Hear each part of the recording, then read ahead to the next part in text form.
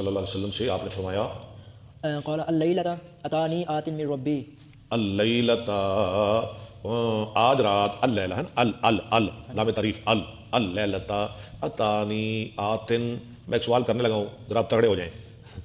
اللیلۃ اتانی آت من ربی، آج رات آیا آنے والا میرے رب کا، آج رات آیا آنے والا میرے رب کا، میرے پاس آیا. اللیلۃ آپ نے پڑھا ہے جی، کیوں پڑھا ہے آپ نے؟ میں کہوں گا اللیلۃ آنے والے کوئی اور جن کے فائل نہیں، بتائیں میں اللیلۃ پڑھوں گا، آپ مجھے کیل کریں ورنہ میں پڑھوں گا پھر غلط. اللیلۃ مفعول کس کا؟ اتانی کا مفعول مقدم. شاباش، اچھا جی ٹھیک ہے، ابھی سوال ختم نہیں ہوا، ماشاءاللہ آپ نے اچھا جواب دیا ہے. یہ مفعول ہے، یہ کون سا مفعول ہے؟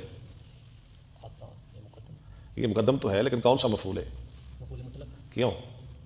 مفعول مطلق تو اسی فعل سے نکلتا ہے، جیسے ضرب تو ضربن، آتن تو فعل ہے عطا کا نا. اللہ تک کی بات کریں، عطا کو چھوڑ دیں، اگر آپ ادھر جائیں گے تو آپ زیادہ پھنس جائیں گے اس کو. جی شاباش شاباش شاباش. مفعول فی، مفعول کتنے ہیں؟ ہاں مجھے یاد ہے امام الحدیث، ہاں جی امام التفسیر، ہمارے شیخ کہا کرتے تھے، فرمایا کرتے تھے، حافظ عبدالرزاق صاحب ہاں جی رحمہ اللہ، جو آنکھوں سے نبینے تھے لیکن دل ان کا بینا تھا. ہاں جی وہ کہا کرتے تھے، حافظ صاحب ہمیں سنایا کرتے تھے، پڑھایا کرتے تھے، میں بھی آپ کو سنا دیتا ہوں، آپ یاد کر لیں. یہ حافظ صاحب کے موتی ہیں جو وہ ہمیں دیتے تھے، اور ہم ان سے چنتے تھے موتی کی نایاب موتی جو ہمیں ہمارے اساتذہ نے دیے. حافظ صاحب کہتے تھے مفاعیل پنج است گر بشنوی، فارسی کا شعر، مفاعیل پنج است گر بشنوی لہو مطلق فی ما ہو بھی. مفاعیل پنج است، ہاں جی مفعول 5 ہیں، گر بشنوی اگر تو سنیں. وہ کون سے مفعول ہیں؟ لہو مفاعیل پنج است گر بشنوی لہو مطلق فی ما او بھی، لہو مطلق فی ما او بھی، 5 پورے نا. لہو مطلق، ہائے ہائے ہائے کیسے لوگ زمین میں چلے گئے.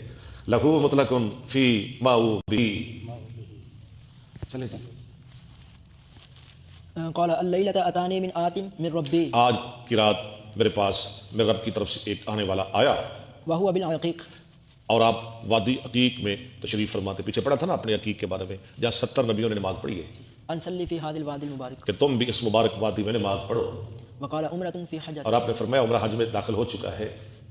باب اذا قال رب الارض اقرک، جب کہے، ایک نئی بات آ گئی، زمین کا مالک اقر کا، اقر یقر، میں ٹھہراتا ہوں تجھ کو ما اقرک اللہ، جب تک اللہ تجھے ٹھہرائے رکھے گا، ولم یذکر اجرا معلوما، اور نہ تعین کرے، نہ ذکر کرے مقرر مدت کا.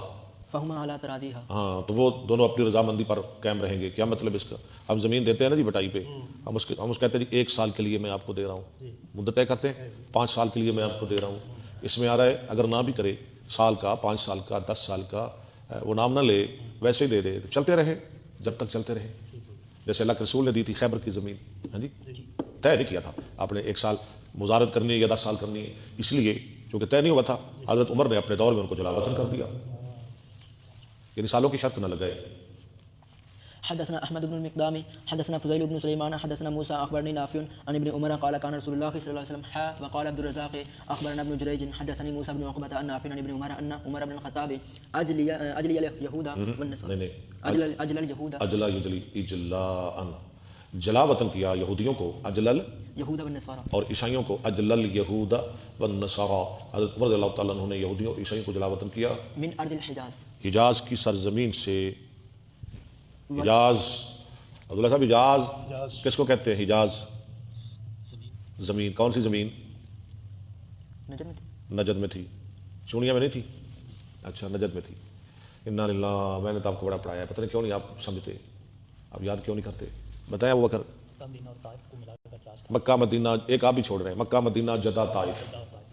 شاہ جی بڑا افسوس ہے، مکہ مدینہ جدہ طائف، مکہ مدینہ جدہ طائف، یہ ہے حجاز.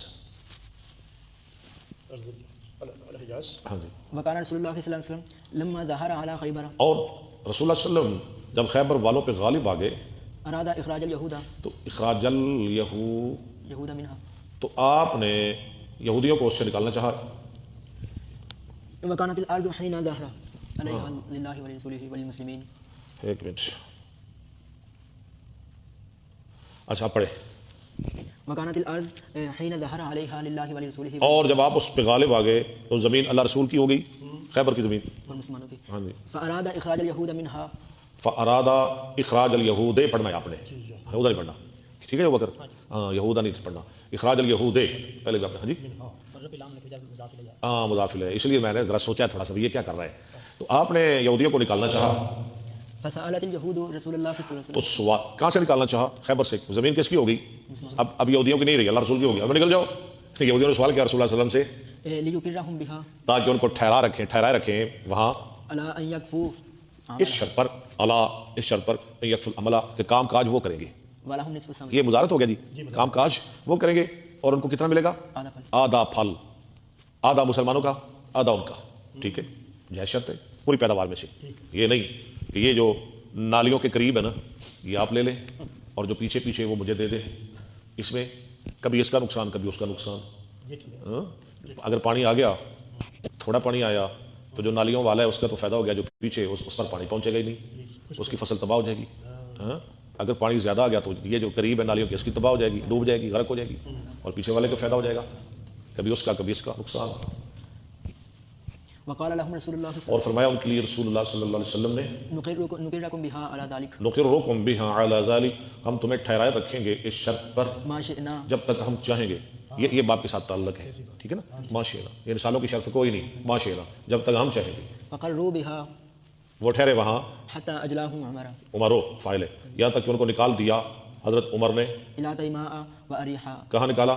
تیمہ اور اریحا کی طرف جاؤ تھے.